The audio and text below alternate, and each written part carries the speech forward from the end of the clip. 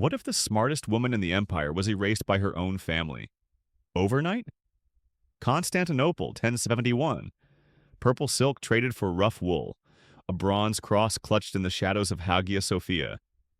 A secret will from her father. A betrayal by her husband. Before dawn, she slips into the cisterns and vanishes towards Sicily. Not defeated, becoming dangerous. This is Anna Komnenos. Ready for the real story? Before diving into this forgotten story of survival and betrayal, if you enjoy learning about the hidden truths of history, consider hitting that like button and subscribing for more content like this. And please comment below to let me know where you're listening from. I find it incredible that we're exploring these ancient stories together from different parts of the world, connected across time and space by our shared curiosity about the past. The Byzantine Empire in 1071 AD balanced on a knife's edge between glory and catastrophe. While Western Europe stumbled through what historians would later call the Dark Ages, Constantinople remained the beating heart of Christian civilization, a city where Greek fire could destroy entire fleets. Where scholars debated philosophy in languages that traced their lineage back to Homer, where art and architecture reached heights that wouldn't be matched for centuries. This was the empire that had survived the fall of Rome, had weathered Arab conquests and Bulgarian invasions, had produced emperors whose names echoed through history like thunder. Justinian, Basil the Bulgar slayer, Heraclius, these were men who had bent nations to their will and left their marks carved in stone and written in blood. But empires, no matter how magnificent, are only as strong as the families that rule them, and families, Anna had learned, were where the most exquisite cruelties were born. The Komnenos dynasty had clawed its way to power through 3 generations of strategic marriages, military victories, and carefully orchestrated betrayals.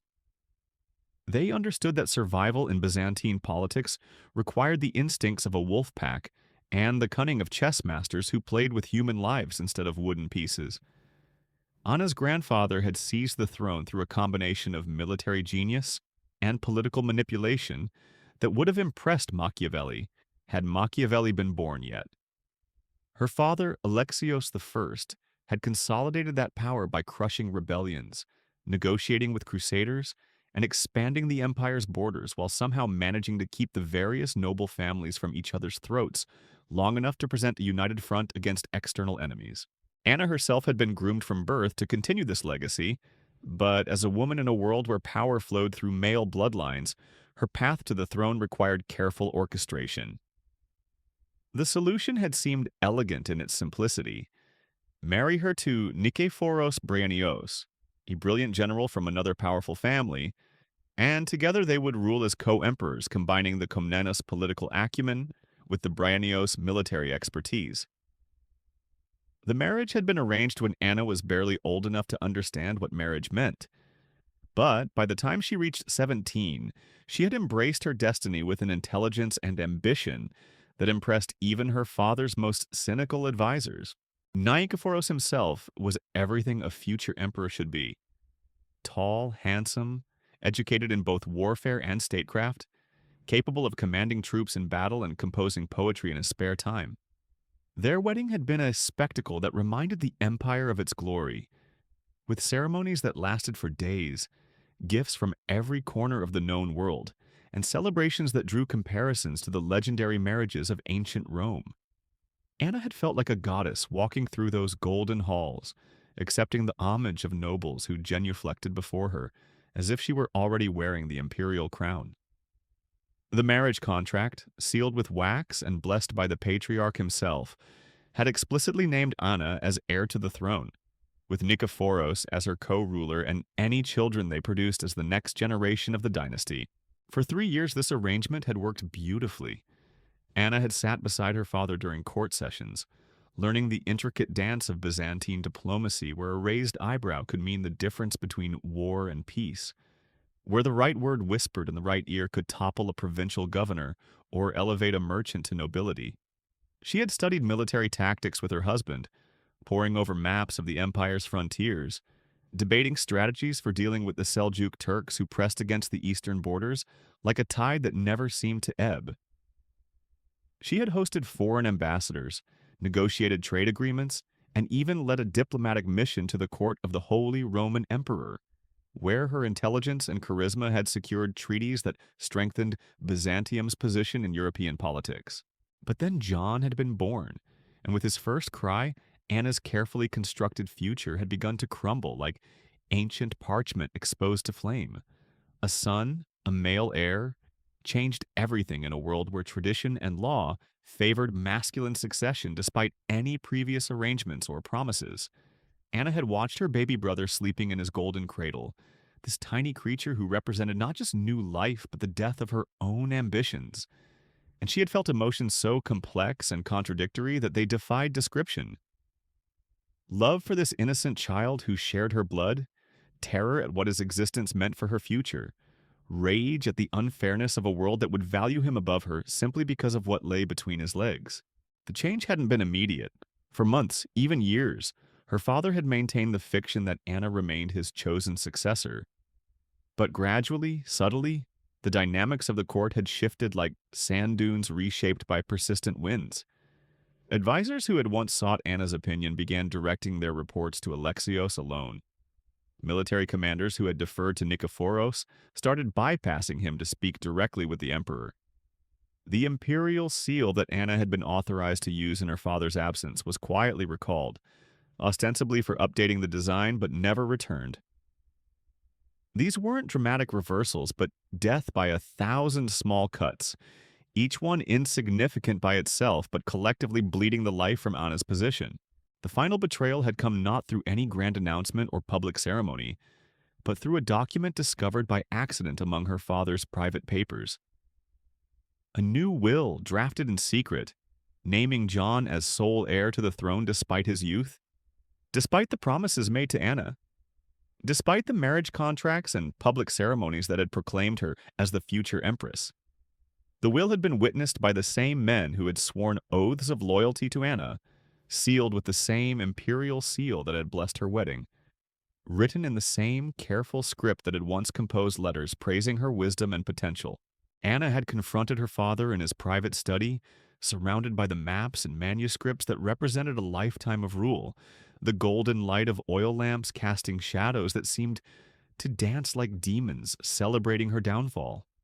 Alexios had looked older than his years, his face bearing the weight of decisions that had carved lines deeper than any battlefield scar.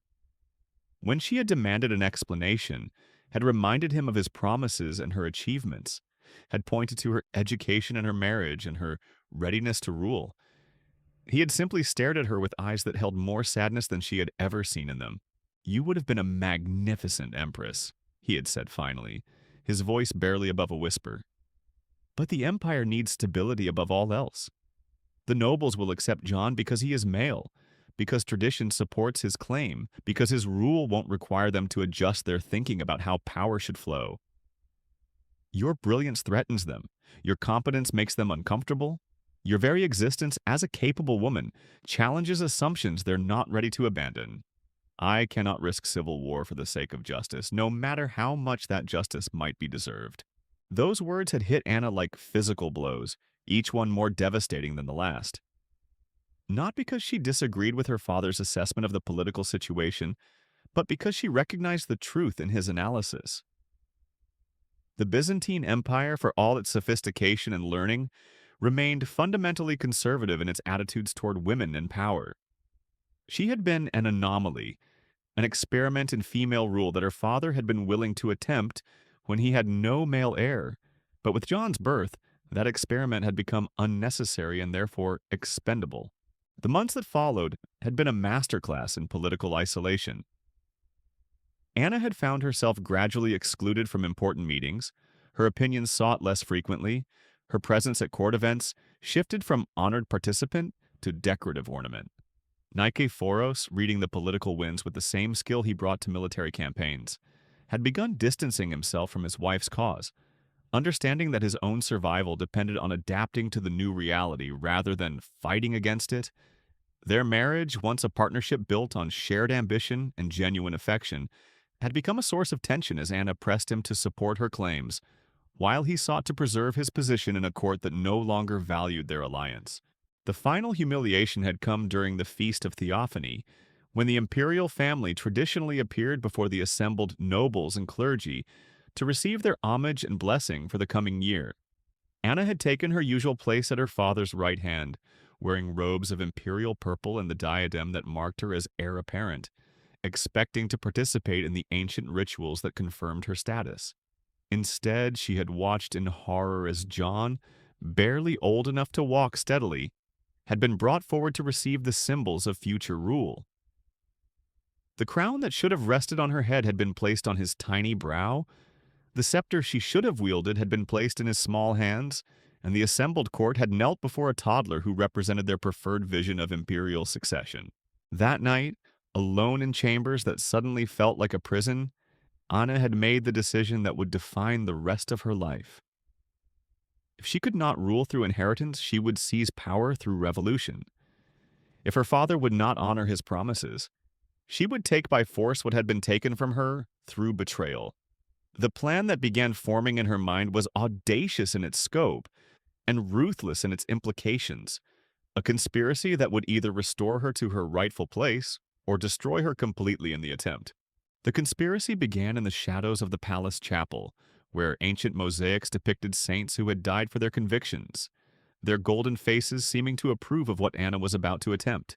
She started carefully testing the loyalty of servants who had served her since childhood, gauging the ambitions of military officers who felt overlooked by her father's current administration, identifying nobles whose own sons might never inherit if John's succession became absolute.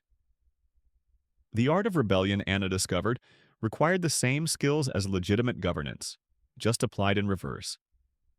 Instead of maintaining stability, she needed to create carefully controlled chaos.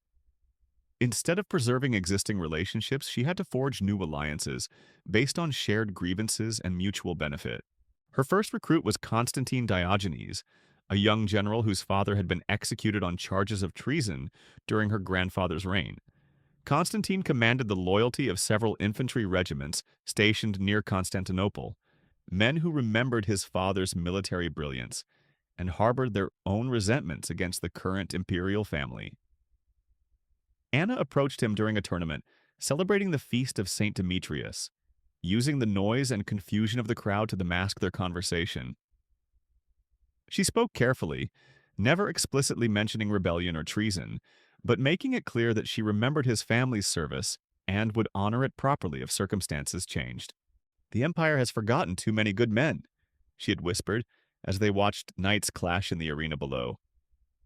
Sometimes memory requires action to preserve what should never have been lost.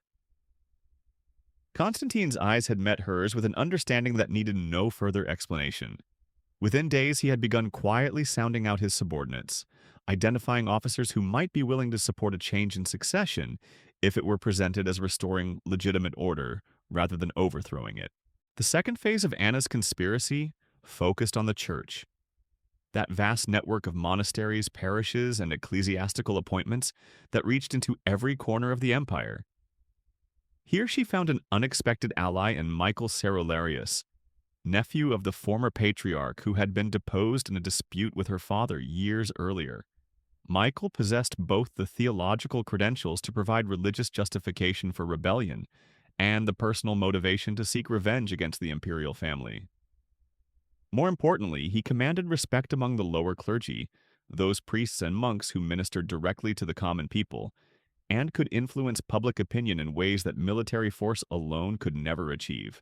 Anna met with Michael in the scriptorium of the monastery of St. John Chrysostom, surrounded by manuscripts that chronicled the rise and fall of emperors throughout Byzantine history. The irony wasn't lost on either of them, that they were planning to create new history among the records of the past. Michael proved surprisingly sophisticated in his understanding of the political challenges Anna faced. He immediately grasped that her rebellion couldn't succeed through mere force, but would require a narrative that convinced people they were supporting divine will rather than human ambition. "The church has crowned empresses before," Michael had said, his fingers tracing the illuminated letters of an ancient chronicle. Theodora ruled alongside Justinian. Irene held power in her own right. Zoe commanded armies and negotiated with foreign princes. Precedent exists, but precedent alone won't suffice. We need signs, miracles, demonstrations that God favors your cause over your brother's claim. This conversation had planted the seeds of what would become the most audacious element of Anna's conspiracy, a campaign to present her rebellion as divinely ordained rather than politically motivated. The third component of Anna's plan required the most delicate touch: winning over her own husband. Nikephoros had grown increasingly distant as Anna's position at court deteriorated, not from lack of affection, but from the practical recognition that supporting her cause might destroy them both. He was a military man who understood that hopeless battles served no purpose except to create martyrs, and martyrdom held little appeal for someone with his responsibilities and ambitions. But Anna knew that without Nikephoros and the troops loyal to him, her conspiracy would collapse before it could properly begin. She chose the anniversary of their wedding to make her final appeal, timing the conversation for the private dinner they traditionally shared to commemorate their marriage. The irony was bitter, using the celebration of their union to discuss actions that might ultimately destroy it. But Anna had learned that survival sometimes required sacrificing sentiment for strategy. She had dressed carefully for the occasion, wearing the same blue silk gown she had worn on their wedding night, her hair arranged in the elaborate style that had first caught his attention years earlier. Every detail was calculated to remind him of what they had once meant to each other, what they might still become if her plans succeeded. "Do you remember what you'd promised me when we wed?" Anna had asked as they sat across from each other at the small table in her private chambers, the same table where they had once planned their future reign together. Nikephoros had looked uncomfortable, understanding that this wasn't merely a nostalgic question, but the opening move in a conversation he had been dreading. "I promised to love you, to honor you, to stand beside you whatever came," he had replied carefully, his soldier's instincts already sensing the trap being laid. "And do you remember what my father promised us both? What the church blessed, what the nobles witnessed, what the documents proclaimed?" Anna's voice had remained steady, but Nikephoros could hear the steel beneath the silk. The determination that had first attracted him now turned into something harder and more dangerous. "I remember," he had said simply, unwilling to elaborate on promises that had been broken by circumstances beyond anyone's control. Anna had leaned forward then, her eyes catching the candlelight in a way that reminded him of their early days together, when her passion had been focused on shared dreams rather than desperate schemes. "Then help me reclaim what was promised. Help me take what was stolen. Help me become what I was meant to be, not for my sake, but for the Empire's sake, for the sake of justice itself." The plea in her voice had been genuine, stripped of the political calculation that had characterized so many of their recent conversations. But Nikephoros had shaken his head, his expression sad but resolute. "Anna, I love you more than my own life, but I won't destroy that life for a cause that cannot succeed. Your father has made his choice. The court has accepted it. The church has blessed it. Fighting against that reality won't change it. It will only ensure that we both die as traitors rather than live as nobles who accepted disappointment with dignity." His words had been a death sentence for their marriage as much as for her conspiracy, though neither of them had fully understood that in the moment. That night, lying beside her husband who had chosen safety over loyalty, Anna had made the final calculations that would seal her fate. If she couldn't count on Nikephoros, she would have to rely more heavily on Constantine's military connections and Michael's ecclesiastical network. If her own husband wouldn't support her claim to the throne, she would need to find allies whose commitment ran deeper than marriage vows or family obligations. The mathematics of rebellion, she realized, were brutally simple. Either you had enough support to win quickly and decisively, or you had enough support to die gloriously while inspiring others to continue your cause. The plan that emerged from these constraints was elegant in its audacity and terrifying in its implications.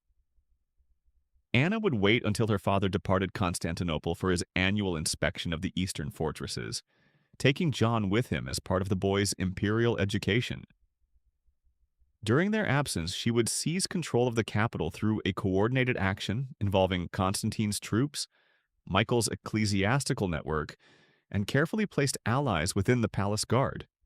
The coup would be presented not as rebellion against legitimate authority, but as the restoration of promises broken, the fulfillment of oaths sworn, the correction of an injustice that threatened the empire's stability.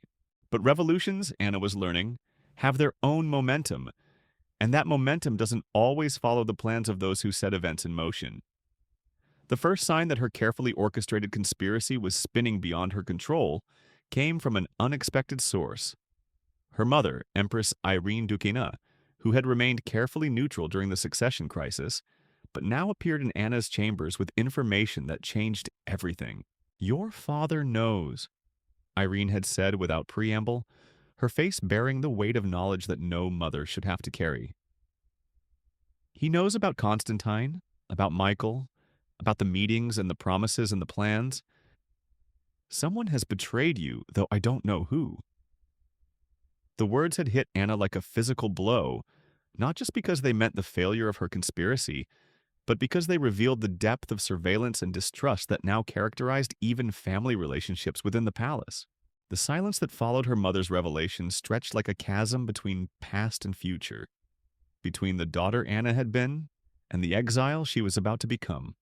Irene's eyes held a mixture of love and terror, the look of a woman who had spent decades navigating Byzantine court politics only to watch her own child stumble into the same traps that had destroyed so many others.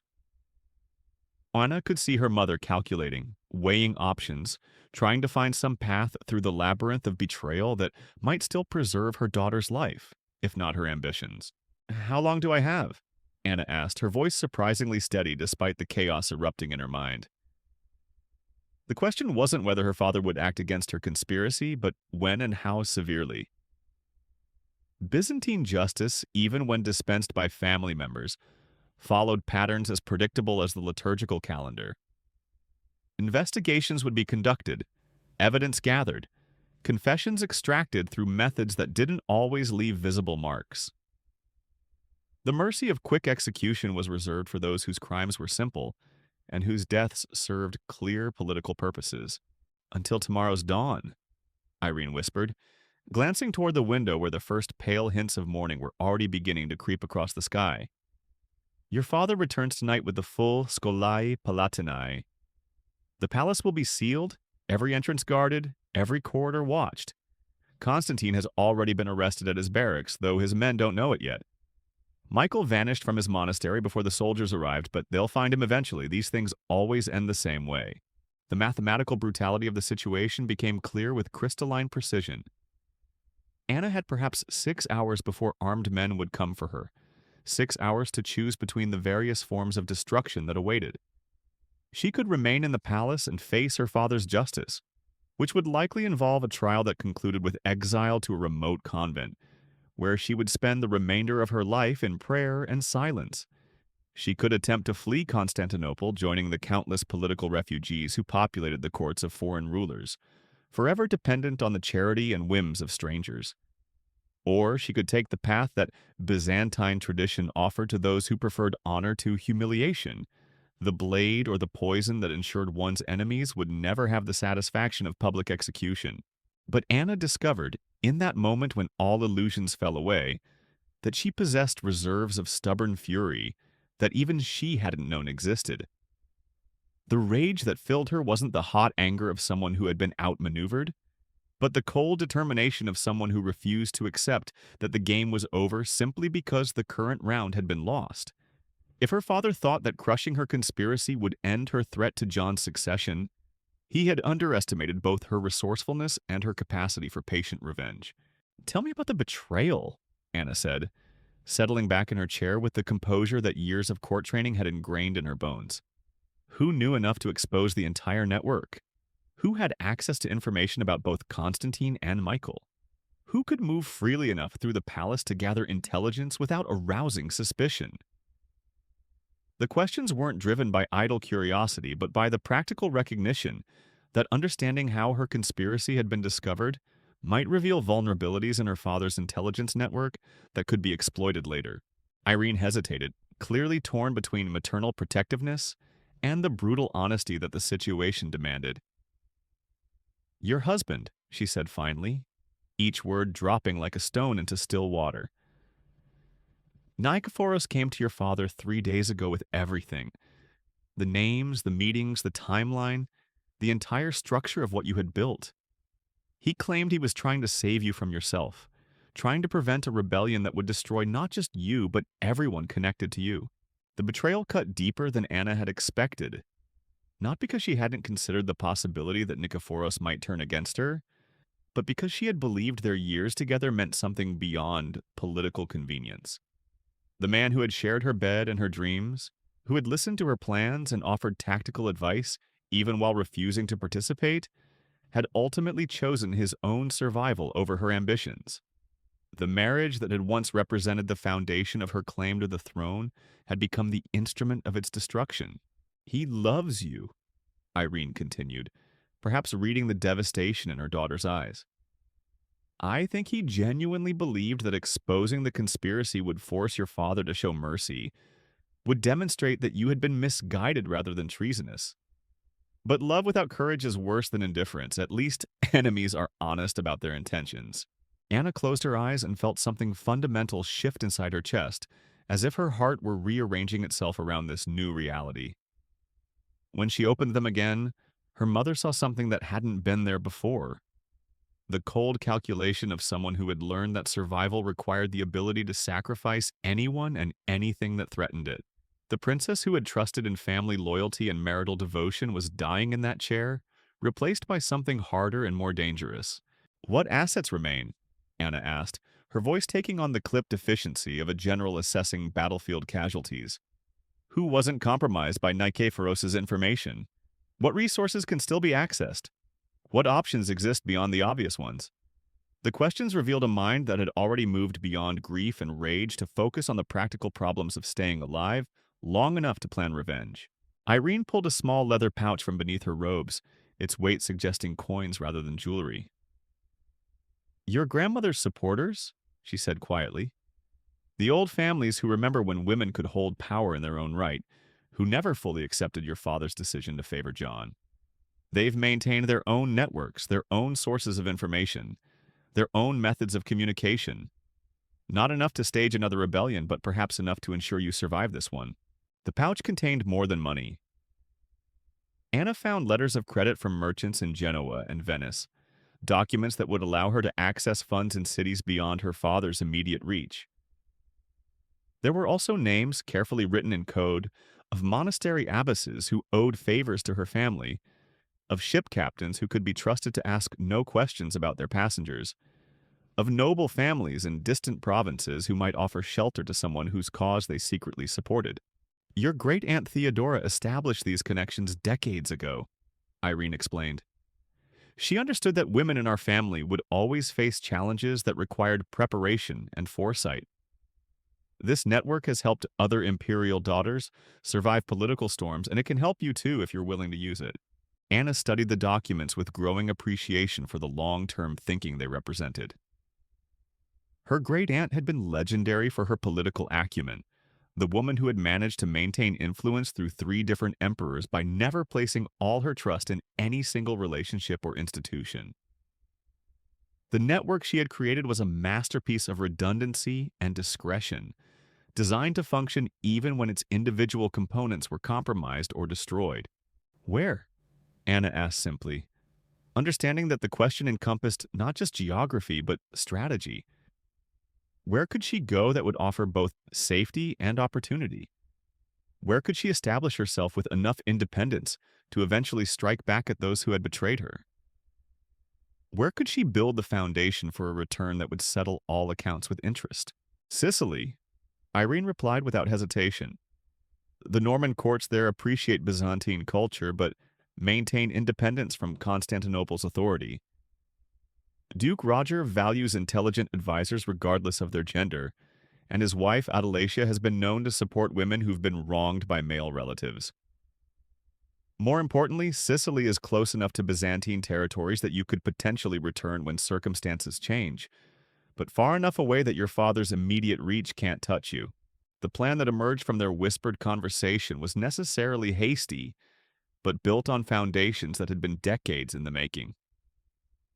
Anna would leave the palace through the same servant passage as a child to she had used as avoid tutors and lessons, routes that connected to the underground cisterns that honeycombed Constantinople's foundations. From there, she would make her way to the harbor district, where ships prepared to depart with the morning tide. A Genoese merchant captain, bound for Sicily with a cargo of silk and spices, had already been contacted through intermediaries and was expecting a passenger who would pay generously for discretion and speed. But first, Anna needed to retrieve certain items from her private chambers, documents and objects that would prove her identity to potential allies, and provide the resources necessary for establishing herself in exile. The imperial seal that had been recalled from her official use, but never removed from her personal possessions. Letters from foreign rulers who had corresponded with her during her time as heir apparent. Jewelry that could be converted to currency without revealing its imperial origins. Most importantly, the genealogical charts and family histories that established her legitimate claim to the throne. Documents that might someday prove crucial if circumstances allowed her to press that claim again. Moving through the palace in those final hours before dawn required all the skills Anna had learned during years of navigating Byzantine court intrigue. Every shadow might conceal a guard. Every footstep might belong to someone who would recognize her and raise an alarm. The familiar corridors that had once felt like home now resembled a maze designed to trap rather than shelter. Their marble beauty transformed into something cold and threatening by the knowledge that she was now an enemy of the state rather than its future ruler. In her private study, Anna paused before the portrait that had been commissioned to commemorate her wedding. A painting that showed her and Nikephoros in their ceremonial robes, their faces radiating confidence and ambition. The artist had captured something in their expressions that seemed prophetic now. Her determination and his uncertainty, her willingness to risk everything, and his preference for safer paths. She considered destroying the painting, eliminating this reminder of promises broken and trust betrayed, but ultimately decided to leave it untouched. Let her father and brother see it daily and remember what they had chosen to destroy. The jewelry box yielded treasures that represent not just monetary value, but political significance. The pearl necklace that had belonged to Empress Theodora, Justinian's wife, passed down through generations of imperial women. The ruby ring that marked her as a member of the Komnenos dynasty, its stone carved with symbols that no forger could perfectly replicate. The golden bracelet inscribed with verses from the Psalms, a gift from the patriarch on her confirmation that would identify her to clergy who might question her claims to imperial blood. But the most valuable item was a small scroll, hidden behind a false panel in her writing desk, a document that few people knew existed and fewer still had ever seen. It was her father's original will, the one that had named her as his heir, written in his own hand and sealed with the imperial seal at a time when John's birth seemed impossible, and Anna's succession appeared certain. The document had no legal force now that Alexius had written a new will, but it provided undeniable proof that her claims were based on more than ambition or resentment. As she prepared to leave the chambers that had been her world for 17 years, Anna caught sight of herself in the bronze mirror that had reflected her image through childhood, adolescence, and young adulthood. The face that looked back at her bore the same features that had been praised by poets and admired by foreign ambassadors, but something fundamental had changed in her eyes. The trust and optimism that had characterized her youth had been burned away, replaced by a wariness that would never completely fade, and a determination that would define the rest of her life. The descent through the servant passages required careful timing and absolute silence. Anna had memorized the schedules of the cleaning staff and the guard rotations that governed the palace's nocturnal rhythms, knowledge gained through years of childhood adventures that now served a grimmer purpose. The narrow stairs carved into the living rock beneath Constantinople's foundations led to a network of tunnels that connected the imperial complex to various points throughout the city, escape routes that had been used by emperors fleeing rebellions and invasions throughout Byzantine history. The tunnel she chose emerged in the basement of a tavern near the harbor, its entrance concealed behind wine barrels that had been arranged to allow access while maintaining the appearance of solid storage. The tavern keeper, a grizzled veteran of too many political upheavals to be surprised by midnight visitors, simply nodded when Anna appeared and gestured toward a back door that opened onto an alley leading to the docks. No words were exchanged, no questions asked. In Constantinople, discretion was a commodity more valuable than gold, and those who provided it understood that their own survival depended on maintaining silence about their customers' business. The harbor at dawn was a chaos of activity that provided perfect cover for someone seeking to disappear. Merchants shouted orders in a dozen languages. Dock workers loaded and unloaded cargoes that represented trade routes spanning from Britain to India. Ship captains negotiated with port officials whose palms required greasing before any vessel could legally depart. Anna moved through this controlled pandemonium with the confidence of someone who belonged, her expensive clothes marking her as a merchant's daughter or minor noble's wife rather than a fugitive princess fleeing imperial justice.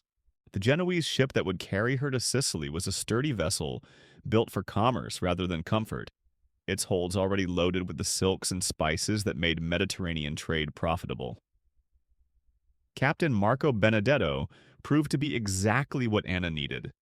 A professional smuggler who asked no questions and provided no unnecessary conversation, a man whose loyalty extended exactly as far as the gold in his passenger's purse, and whose discretion had been tested by years of carrying cargoes and passengers that various authorities would have preferred to intercept. As Constantinople's skyline receded behind the ship's wake, Anna stood at the stern rail and watched her former life disappear into morning mist. The dome of Hagia Sophia caught the rising sun's light and threw it back like a beacon, a reminder of the empire she had been born to rule but would now observe from exile. The palace where she had learned statecraft and diplomacy became a cluster of distant buildings, no more significant than any other structures along the shoreline.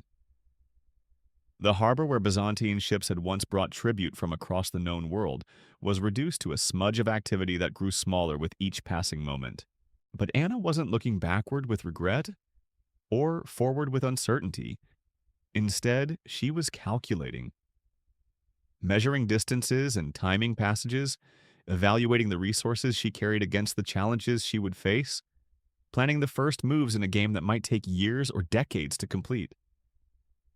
The princess who had trusted in family loyalty and legal succession was gone, replaced by something more dangerous. A woman with legitimate grievances, substantial resources, and unlimited time to plan revenge. Sicily would provide sanctuary, but sanctuary was only the beginning. From there, she would build new alliances, cultivate new sources of support, and wait for the opportunities that political instability always provided to those patient enough to recognize them. John might sit on the throne now, but thrones had changed hands before in Byzantine history, and Anna had learned lessons from this betrayal that would make her infinitely more dangerous when the time came to reclaim what had been stolen from her. The ship's captain found her still standing at the rail as the sun reached its zenith, her eyes fixed on the horizon ahead rather than the empire behind. "Sicily by tomorrow evening, my lady," he said respectfully, using the title that protocol demanded without asking whether she still had any right to it. "The Duke's court welcomes travelers with proper introductions, and I'm told you carry letters that will ensure a favorable reception." Anna nodded without turning away from her contemplation of the endless blue water that stretched toward her uncertain future. "Tell me about Duke Roger," she said finally, her voice carrying the authority of someone accustomed to having her questions answered promptly and completely. "What manner of man is he? What does he value? What weaknesses does he possess that might be exploited by someone seeking his protection and favor?" The questions revealed a mind that had already adapted to her new circumstances, thinking like an exile who understood that survival required the ability to read new courts and manipulate new players in games whose rules she would need to learn quickly. The education that had prepared Anna to rule Byzantium would now serve her in the more challenging task of surviving in foreign lands, where her imperial blood meant nothing and her political value had yet to be established. As the ship carried her toward an unknown future, Anna began composing the letters she would need to write, the alliances she would need to forge, and the long-term strategy that might eventually allow her to return to Constantinople not as a fugitive, but as a conqueror. The betrayal that had destroyed her first bid for power would become the foundation for a second attempt, one built on harder experience and clearer understanding of how trust could be weaponized and loyalty purchased rather than assumed. The waves that carried her toward Sicily also carried the seeds of a revenge that would span decades and reshape the balance of power throughout the Mediterranean. Anna Komnenos had learned the most dangerous lesson any ruler could master, that survival required the willingness to sacrifice anyone and anything that stood between her and the throne that remained, in her mind, rightfully hers. The Norman court of Sicily in 1072 AD represented everything Byzantine civilization claimed to despise yet secretly envied. Where Constantinople's power flowed through ancient traditions and rigid hierarchies that stretched back centuries, Duke Roger's domain thrived on pragmatic innovation and meritocratic advancement that rewarded ability over bloodline. Norman knights who had arrived as landless younger sons now commanded vast estates. Arab scholars translated Greek philosophy while maintaining their own cultural practices. And Italian merchants negotiated contracts in languages their grandfathers had never heard. It was a world where Anna's imperial heritage meant less than her immediate usefulness, where survival depended not on ancient claims but on present contributions. The ship's arrival at Palermo's harbor thrust Anna into sensory overload that made Constantinople's cosmopolitan atmosphere seem provincial by comparison. Arabic calls to prayer mingled with Latin hymns and Greek Orthodox chants, creating a symphony of competing faiths that somehow achieved harmony through mutual tolerance. Market stalls displayed goods from Africa, Asia, and Northern Europe side by side, their merchants switching effortlessly between languages as customers demanded. Norman soldiers wearing chainmail conversed with Byzantine refugees in silk robes and Saracen mathematicians in cotton turbans, all united by the practical recognition that Sicily's prosperity depended on everyone contributing their particular expertise. Anna's letters of introduction, carefully crafted by her mother's network, opened doors with surprising efficiency. Within hours of landing, she found herself escorted to the palace complex that Duke Roger had constructed as a deliberate statement about his kingdom's unique character.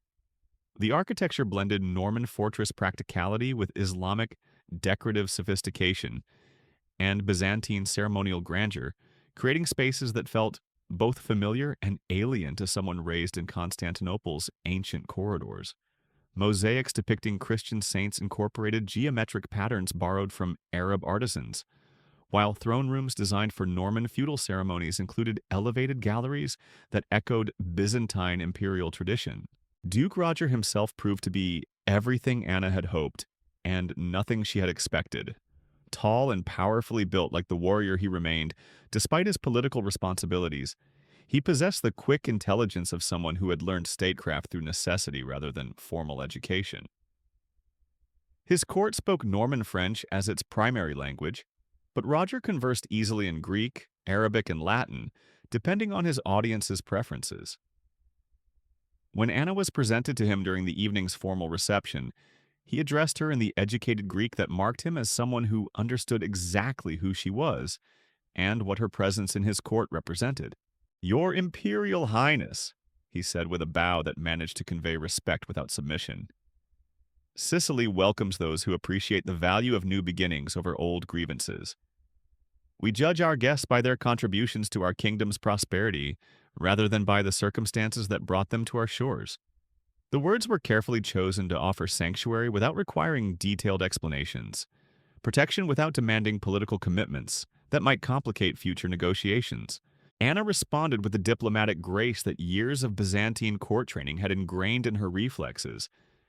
But she recognized immediately that Roger's offer came with implicit expectations. Sicily might provide refuge, but that refuge would need to be earned through services rendered, rather than simply granted because of imperial blood or family connections. The mathematics of exile she was learning were more complex than the simple survival. They required the constant calculation of value given versus protection received, usefulness demonstrated versus loyalty demanded. The apartment provided for Anna's use occupied an entire floor of the palace's guest wing, its windows offering views of the harbor where ships arrived daily from ports across the Mediterranean. The furnishings reflected Sicily's cultural synthesis. Norman tapestries depicting hunting scenes hung beside Arabic calligraphy praising Allah's wisdom, and Byzantine icons showing saints in traditional poses. It was accommodation suitable for someone of her rank, but also a subtle reminder that she now lived as a dependent rather than a ruler, comfortable but ultimately powerless to determine her own fate. Her first weeks in Palermo were spent learning the intricate social dynamics that governed Roger's court. Relationships more complex than anything she had encountered in Constantinople's relatively straightforward hierarchy. Norman nobles who had conquered Sicily through military prowess now found themselves negotiating with Arab administrators whose mathematical and agricultural expertise made their estates profitable. Greek refugees from various Byzantine political upheavals provided scholarly credentials and diplomatic connections that enhanced the kingdom's international prestige. Italian merchants whose trading networks spanned from London to Alexandria offered economic opportunities that military conquest alone could never have achieved. Anna quickly identified the key figures whose support would determine her long-term prospects in Sicily. Adelasia, Roger's wife, wielded influence that extended far beyond traditional feminine spheres, managing diplomatic correspondence with foreign courts and overseeing financial policies that affected the kingdom's economic development. Her intelligence and political acumen reminded Anna of her own mother, but Adelasia possessed something that Byzantine imperial women rarely enjoyed: genuine partnership with her husband rather than merely ceremonial status as his consort. The conversation that would define Anna's future in Sicily took place in Adelasia's private garden, surrounded by orange trees that perfumed the air with blossoms imported from Arab agricultural traditions. The Duchess had requested a private meeting to discuss Anna's long-term intentions, a diplomatic way of determining whether her guest represented an opportunity or a potential problem for Sicily's carefully maintained neutrality in Mediterranean politics. "Your presence here has been noted by various intelligence networks," Adelasia said without preamble, her directness refreshing after years of Byzantine conversational indirection. Constantinople's agents report regularly on political refugees who might someday return to cause trouble for your brother's reign. Venice and Genoa calculate whether supporting your eventual restoration might provide commercial advantages in Byzantine markets. The Pope wonders if your situation might create opportunities for healing the schism between Eastern and Western Christianity. Anna appreciated the honesty even as she recognized the implicit warning. Her mere existence as an imperial claimant made her valuable to various parties, but that value also made her dangerous to anyone who provided her sanctuary. Sicily's prosperity depended on maintaining friendly relationships with multiple powers, and harboring a potential Byzantine usurper could complicate those relationships if not managed carefully. "What I want," Anna replied with equal directness, "is the opportunity to rebuild my life with dignity and purpose. I have no immediate plans for military campaigns or political conspiracies, but I also cannot promise that I will never seek to reclaim what was stolen from me if circumstances make such attempts possible." The response was calculated to demonstrate both reasonableness and determination, showing that she understood the constraints of her current situation while maintaining the pride that made her potentially valuable as an ally. Adelasia smiled with genuine warmth, clearly appreciating Anna's refusal to dissemble or make promises she might not keep. "Then we understand each other perfectly. Sicily can provide you with sanctuary and opportunity, but we expect contributions that justify the risks we assume by protecting you. Your education and experience make you valuable in ways that extend far beyond your imperial bloodline. The question is whether you're willing to use those abilities in service of our kingdom's interests rather than merely your own." The proposal that emerged from their subsequent conversations offered Anna something she hadn't expected: the chance to rebuild her political identity through merit rather than birthright. Roger's administration needed someone with her diplomatic experience to manage correspondence with Eastern courts, her linguistic abilities to translate documents from Greek and Latin sources, her understanding of Byzantine customs to advise on negotiations with Constantinople's representatives. The work would provide both income and influence, allowing her to establish herself as more than just another political refugee dependent on ducal charity. But Anna recognized that accepting these responsibilities would also limit her options for future action against her brother's reign. Serving Sicily's interests might require her to oppose Byzantine policies, to provide intelligence that could be used against her former homeland, to choose practical considerations over family loyalty in ways that would have been unthinkable during her years as heir apparent. The price of sanctuary, she was learning, was measured not just in gratitude, but in the gradual erosion of old loyalties that exile made increasingly irrelevant. Her first assignment tested both her abilities and her willingness to prioritize her new allegiances over old resentments. A Byzantine diplomatic mission had arrived in Palermo seeking agreements for mutual defense against Saracen pirates who threatened shipping throughout the eastern Mediterranean. The ambassador leading the mission was Theodore Lascaris, a man Anna knew well from his previous service in her father's administration. His presence created an immediate dilemma. Revealing her identity might compromise the negotiations, but concealing it felt like cowardice in the face of someone who had once served under her authority. Anna chose a middle path that demonstrated both diplomatic skill and personal courage. She arranged to be present during the negotiations as Roger's translator and advisor, using her knowledge of Byzantine customs and Theodore's personality to guide the discussions toward mutually beneficial outcomes. When Theodore inevitably recognized her despite her attempts at discretion, she met his shock with the composed dignity that had always characterized her public appearances. "Lord Theodore," she said calmly as recognition dawned in his eyes, "I trust you find Sicily's hospitality adequate to your diplomatic needs. Duke Roger values honest negotiation above political theatrics, as I'm sure you'll appreciate during your visit here." The words established her current loyalties while acknowledging their shared past without apology or explanation. Theodore's response revealed the careful calculation that characterized Byzantine diplomatic training. "Your Highness," he replied with a bow that recognized her imperial blood while avoiding any commitment to her political claims. "Sicily's reputation for wisdom in choosing advisors appears well-deserved. I look forward to negotiations conducted with proper understanding of all parties' legitimate interests." The exchange established protocols that allowed both of them to function professionally, despite the personal complications their encounter represented. The negotiations themselves showcased Anna's value to Roger's administration, while demonstrating her willingness to subordinate Byzantine interests to Sicilian priorities. When Theodore proposed terms that would have given Constantinople preferential treatment in joint anti-piracy operations, Anna advised Roger to demand equal status for Norman vessels and crews. When the Byzantine ambassador suggested that Sicily's Arab population might prove unreliable in conflicts against Muslim pirates, Anna countered with detailed explanations of how Sicily's religious tolerance actually strengthened rather than weakened its military capabilities. The final agreements reflected Anna's influence in ways that must have surprised Theodore, even as they served Sicily's interests. Norman and Byzantine fleets would cooperate as equals rather than with Constantinople assuming senior partnership. Religious differences among crews would be treated as irrelevant to operational effectiveness. Commercial benefits from reduced piracy would be shared proportionally rather than according to traditional imperial prerogatives. For Anna, shaping these terms represented both professional success and personal vindication, proof that her abilities could produce results when freed from the constraints that had limited her effectiveness in Constantinople. But Theodore's departure carried messages that Anna knew would reach her father within weeks. Reports that would describe her appearance, her apparent health and circumstances, her evident integration into Roger's court, and, most importantly, her obvious willingness to serve Sicily's interests, even when they conflicted with Byzantine preferences.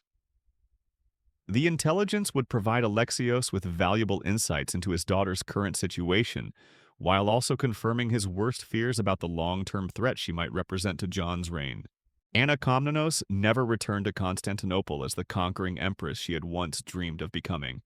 History remembers her not as a failed conspirator, but as the brilliant chronicler who wrote the Alexiad, the masterpiece that immortalized her father's reign while subtly documenting her own tragedy between its lines. Yet her true victory lay not in reclaiming a throne, but in transforming betrayal into something more dangerous than rebellion. The patient cultivation of influence that transcended borders and bloodlines. From Sicily's cosmopolitan courts to Venice's trading networks, Anna wove connections that would outlast empires, proving that sometimes The most devastating revenge is simply refusing to disappear when powerful men expect you to fade quietly into history's shadows.